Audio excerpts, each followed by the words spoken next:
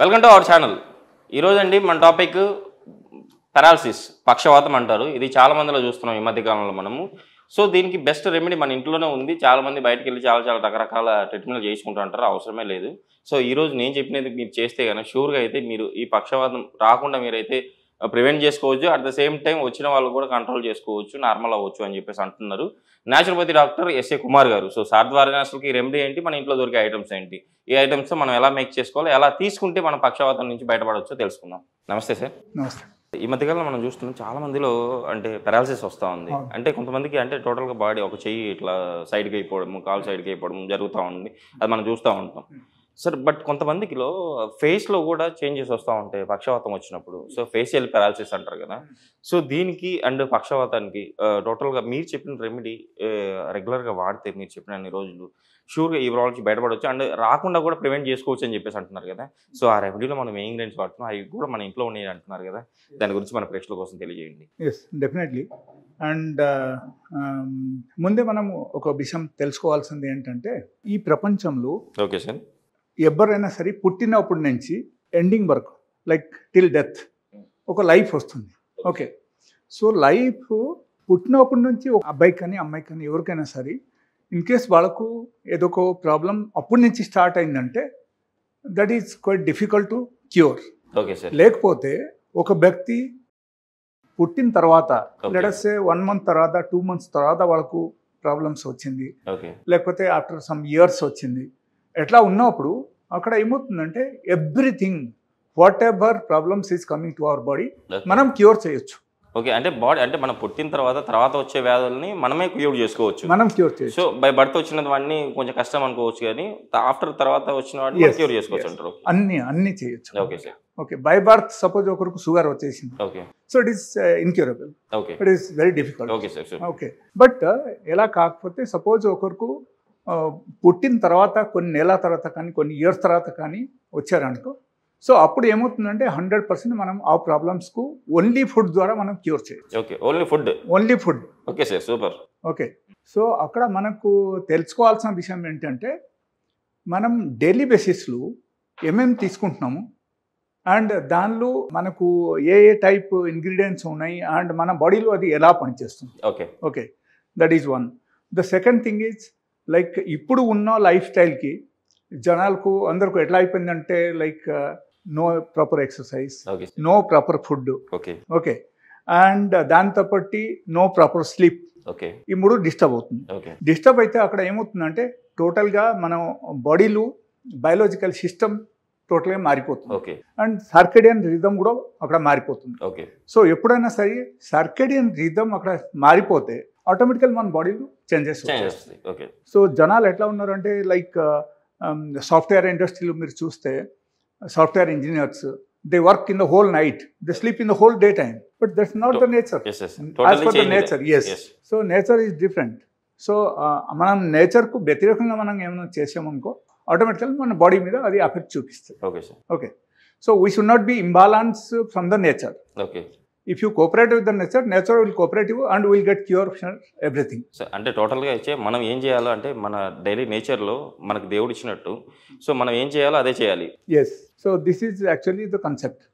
So దీనిలో కొంతమంది ఎట్లా ఉందంటే పొద్దున నుంచి రాత్రి వరకు కూర్చొని పనిచేయడం, there is no physical exercise at all. Okay sir. అప్పుడు ఏమవుతుందంటే మన బాడీలో జరగాల్సిన సర్క్యులేషన్ అన్ని సరిగా జరగదు. Okay sir. దానివల్ల కూడా కొన్ని రోగాలు వస్తాయి. Okay sir. హార్మోనల్ చేంజెస్ కూడా వస్తాయి. Okay sir. So these are the common problems.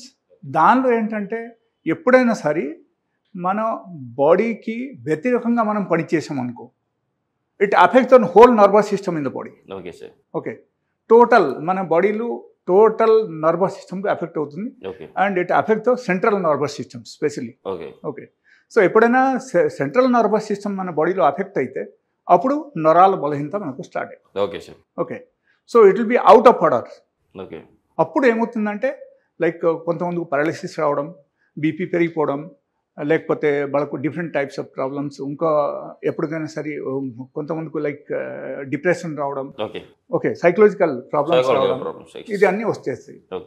So దీన్ని మనం చూడాల్సింది ఏంటంటే మనం ఏ టైప్ ఆహారం తీసుకుంటాం అండ్ ఎక్సర్సైజ్ ఉందా లేదా, తర్వాత మనకు గుడ్ స్లీప్ ఉందా లేదా. Okay sir. ఇది మనం సరిగా చేస్తే ఆటోమేటికల్ మనం బయటపడతాం.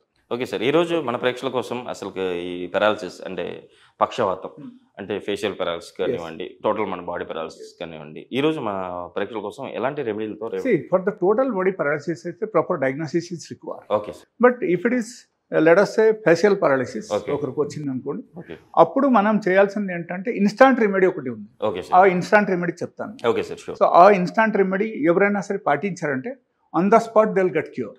On the spot. On the spot. Okay sir. Super. So అది మనం చేసి చూద్దాము ఈరోజు. సో మనం తీసుకోవాల్సిన ఐటమ్ ఏంటంటే ఒకటి గార్లిక్, ఓకే, వెల్లుల్లి, పాలు, అండ్ మూడోది వాటర్. సో ఈ వాటర్ మనం 200 ml తీసుకోవాలి, ఓకే, పాలు కూడా 200 ml తీసుకోవాలి, ఓకే, అండ్ గార్లిక్ తెల్లుల్లిపాయ, వెల్లుల్లి, yes, ఓకే, ఇది కూడా మనం ఒక 20 గ్రామ్ తీసుకోవాలి. 20 grams, సో క్వాంటిటీ ఈ టైప్ క్వాంటిటీ మనం మెయింటైన్ చేయాలి. Okay sir. సో మనం చేయాల్సింది అక్కడ ఏంటంటే okay sir. We have to boil it. Okay sir. We have to add everything in a pot. మనం చేద్దాం. Okay sir. రెడీ. వాటర్ వేయండి, ఫస్ట్ వాటర్ వేయండి సార్. 200 ml. యా. సో ఇది జస్ట్ నేను చెప్పిన క్వాంటిటీ వాళ్ళందరూ మెయింటైన్ చేయాలి. Okay, I'm just showing you how to prepare it. Okay sir. So 200 ml milk and 200 ml water mix చేసాము. Okay sir. తర్వాత again what we have to do, we have to actually grind this. Okay sir. ఉల్లిపాయ మనం grind చేయాలి. Paste చేసేసి మనం directly దీనిలో వేసేయాలి. Okay sir. ఓకేనా. సో వేసేసిన తర్వాత we have to boil it. Okay sir. Okay, ఎంతసేపు బాయిల్ చేయాలంటే? We have to boil it till it is become half. Okay, half. ఎప్పుడు వరకు 200 ml 400 ml అవుతుంది. ఈ 400 ml మళ్ళీ 200 ml వరకు మనం బాయిల్ చేయాలి.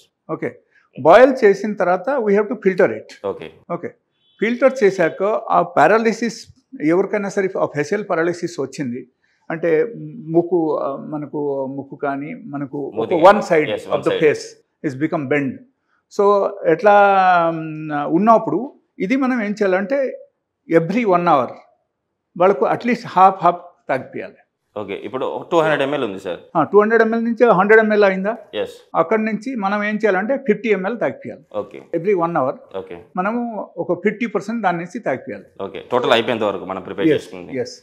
అగైన్ ఇది అయిపోయిందంటే మళ్ళీ తర్వాత again we have to prepare it. Okay. So ఇలా ఒక్క రోజు మాత్రమే. ఒక్క రోజులో ఫేషియల్ పారాలిసిస్ పూర్తిగా పోతుంది, కంప్లీట్ గా తగ్గిపోతుంది. Okay sir. But in case suppose మీరు ఇమీడియట్ ఇవ్వలేదు, చాలా లేట్ అయిపోయింది, it is become 1 day, suppose ఈ రోజు వచ్చింది మనం రేపు ఇది చేస్తే అది పనికిరాదు. Okay sir. It is instant remedy. Okay. So అప్పటికప్పుడు మీరు చేశారంటే సో ఈ ఫేషియల్ పారాలిసిస్ నుంచి బయటపడగలుగుతారు. Okay sir. సో ఈ దీనిలో అక్కడ క్వశ్చన్ ఏమొస్తుందంటే ఎవరికైనా సరే క్వశ్చన్ రావచ్చు, ఇది ఎలా పనిచేస్తుంది మన బాడీలో. ఓకే. ఓకే, సో మనకు దీనిలో ఉన్న మెడిసినల్ ప్రాపర్టీ మన బాడీలో ఏం చేస్తాయంటే ఇక్కడ ఈ నర్వ్స్ అన్ని కంపాక్ట్ అయిపోతుంది. ఓకే. సైడ్లో that is a nerve that is called 7th cranial nerve. Okay sir. So ఆ 7th cranial nerve ఎప్పుడైనా సరే వీక్ అయిపోయింది అనుకో, లేకపోతే అక్కడ it is like affected or damage అయింది అనుకో, సో ఇమీడియట్లీ మనకు ఫేషియల్ పారాలిసిస్ రావడం అవకాశం ఉంది. Okay sir. సో ఈ ఫేషియల్ పారాలిసిస్ వచ్చినప్పుడు మాత్రం తగ్గించాము అనుకో, ఆటోమేటికలీ అక్కడ ఏమవుతుందంటే ఈ నర్వ్స్కు స్టిమ్యులేట్ చేస్తాయి. ఓకే. స్టిమ్యులేట్ చేస్తే so it will start working well. Okay, ఆ తర్వాత ఆ నర్వ్స్లో అన్ని సర్క్యులేషన్ బాగానే జరుగుతుంది అండ్ వాళ్ళకు ఆటోమేటికలీ ఆ నర్వ్స్ కూడా మంచిగా అయిపోతుంది. Okay sir. ఆ తర్వాత వాళ్ళకు పారాలిసిస్ అటాక్ కూడా తగ్గిపోతుంది. Okay sir. Okay, so this is the total scenario of this paralysis. Okay sir. Okay, facial paralysis ఈ టైప్ చేయొచ్చు. మనం అయితే వడగట్టాం సార్. సేమ్ ఏంటంటే కొంచెం మిల్క్ లాగా కొంచెం పతలాగా వచ్చినాయి అంతే. సో ఇది రెగ్యులర్గా మీరు చెప్పినట్టు వన్ డే తీసుకుంటే ఈ మిల్క్ని షూర్గా వాళ్ళైతే పారాలిసిస్ ఫేషియల్ పారాలిసిస్ ప్రాబ్లం అయితే తగ్గిపోతుంది. సార్ చూసారు కదండి, సార్ చెప్పినట్టు మీరు కూడా ఇలా పాలు 200 ml పాలు, 200 ml వాటర్, సో గార్లిక్ని పేస్ట్ చేసుకొని లాస్ట్లో ఎండింగ్లో వేసుకొని మీరు బాయిల్ చేసుకున్న తర్వాత ఆ మిల్క్ ఏదైతే ఉందో దాన్ని వడగట్టుకొని అది మీరు తీసుకోవడం వల్ల ఇలా అవుతుంది. ఇలా తీసుకోవడం వల్ల మీరైతే ఫేషియల్ పారాలిసిస్ ఓన్లీ 1 dayలోనే మీరైతే క్యూర్ అవుతుంది అని సార్ అంటున్నారు. సో ఈ రెమెడీ కంపల్సరీ పాటించి మీరైతే ఫేషియల్ పారాలిసిస్ ప్రాబ్లం నుంచి బయటపడతారని ఆశిస్తున్నాను. సార్ ఈరోజు మన ప్రేక్షకుల కోసం ఇంత మంచి రెమెడీ చెప్పారు, హోమ్ రెమెడీ. సో మన ప్రేక్షకులు కూడా వాడి వాళ్ళు ఇంప్రూవ్ అవుతారు. బట్ అక్కడ ఒకటి గుర్తుపెట్టాల్సిన ఏంటంటే సపోజ్ ఫేషియల్ పారాలిసిస్ వచ్చేసింది, వచ్చేసిన తర్వాత సపోజ్ 1 డే దాటిపోయింది, లేకపోతే 4 hours దాటిపోయింది, దాటిపోయిన తర్వాత ఈ రెమెడీ పనికిరాదు. Okay sir. So it is instant remedy, అప్పటికప్పుడు తీసుకుంటే మాత్రం తగ్గుతుంది. ఓకే సార్, నిజంగా ఈరోజు మన ప్రేక్షకులకు Yes. రెమెడీ చెప్పారు. Thank you sir. Thank you.